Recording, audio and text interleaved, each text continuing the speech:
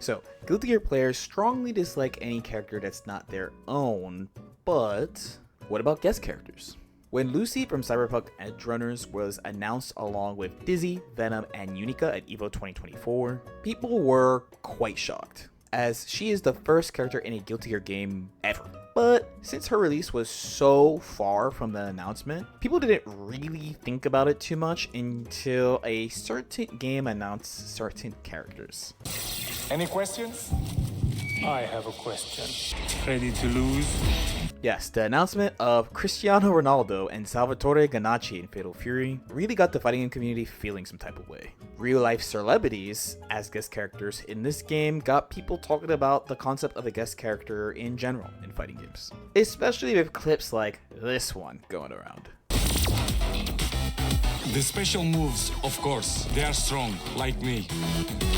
Luckily for us, Lucy falls in the fiction category. Cyberpunk 2077 is a video game after all, but she's from the anime in particular, which is much less common, I would say. Regardless, guest characters are always a spicy topic for fighting game players. Now, Guilty Gear is not a crossover fighter. No one really has problems in crossover fighters like Marvel vs. Capcom or King of Fighters or in like Smash Bros. But at least in a more traditional fighter or even an original IP like Guilty Gear, let's say, there are 4 main problems that guest characters bring to the game. So of course it's me, so we have to start with playstyle. How is the character going to play? A really big thing about guest characters is that developers really try to recreate what the character does in their source material. But Cyberpunk Edgerunners is an anime, not a video game. I personally have not watched this anime, but friends tell me she fights with a whip, but it's like not a whip, but it's like a whip. And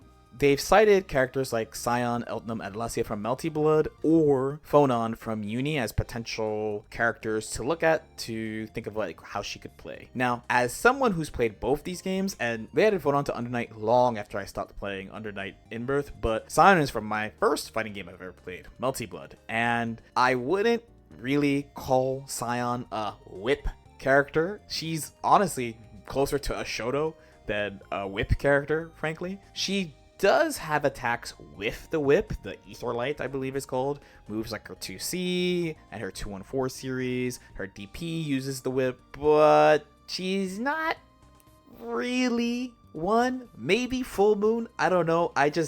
When I think Scion, I don't think of like Ivy from Soul Calibur even. Where Phonon, to me at least, has a far more defined playstyle around using the whip. She uses her weapon and a projectile to create a pretty dynamic mid to long range playstyle. Now, it could be rough to bring a character from one fighting game to another. In a previous video I've made about guest characters, I talked about Akuma in Tekken 7. So Akuma fights with his fists, so fitting for Tekken. But they ported his kit to his Street Fighter 4 style kit. So he has a Street Fighter 4 meter, he has FADCs, he's got the 2D style jumps. And for a game that's funny enough to say, it's kind of about mids, having 2D style tools really shook the game up.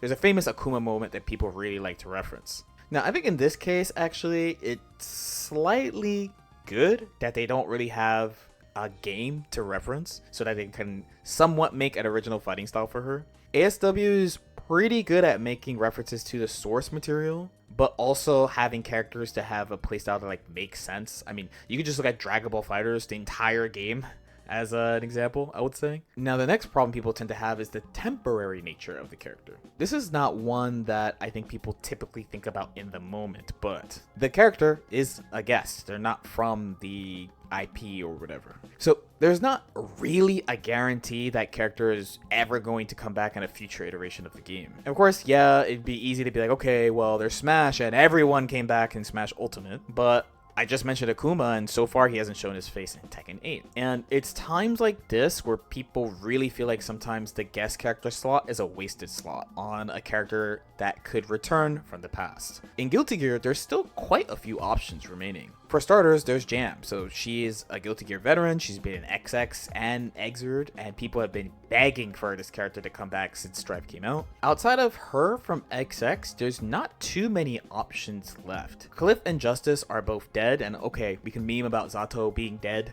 but regardless, I think it's pretty unlikely they bring these two characters back, which leaves Robokai, who is with Venom in this game, and then Zappa. So really only one character is left.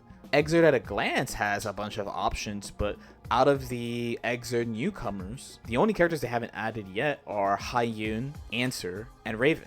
At least between these two games, they've got room for one more season, at least. Third problem people might have with a guest character is potentially wanting someone else from that IP. Going back to Akuma, he's a really popular character. So I'm sure there's people who would have wanted Chun-Li and Ryu, who, by the way, they're guest characters in a ton of games. But I think conceptually, no one is really mad that Akuma's in Tekken 7. Balance aside and playstyle aside, like, again, I don't think anyone's feeling some type of way about that. Or if you take like a 2B in Grand Blue vs. Rising and Soul Calibur. So she's unique in that there's not a lot of characters to pick from, and she's by far the most popular one. But in Lucy's case, and this is definitely kind of anecdotal, but I've had a lot of friends be like, yo, justice for David, bro. What about my boy David, bro? I haven't seen anime. If you want to talk about it, if you want to use a hashtag, if you want to talk about it in the comments, that's all you. And then finally, the last problem people tend to have is that there's somewhat of an expectation that the character should be strong. And this is because they're bringing a new audience into the game with this character.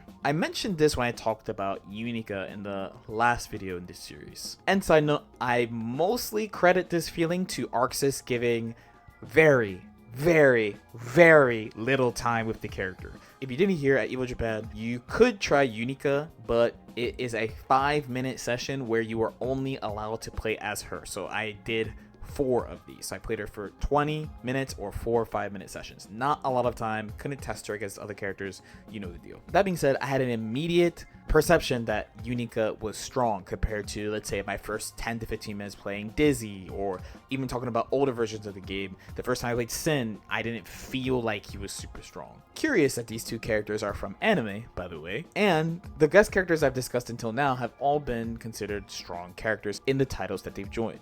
A new strong character added to the mix will definitely make people feel some type of way, especially because a lot of returning fan favorites started off weaker, like Sin. But yeah, let me know what you guys think. Usually I don't add stuff to the beginning of the video, but she is potentially the last character that's going to be added to this game unless they do a season 5. So if you've been sticking around since they dropped Baiken, thanks for writing this meme along with me. I will keep doing these videos in the future, probably for other games somehow. I will find a way. It's funny that something that started because YouTube wouldn't let me use the word hate without demonetizing, which is a good thing.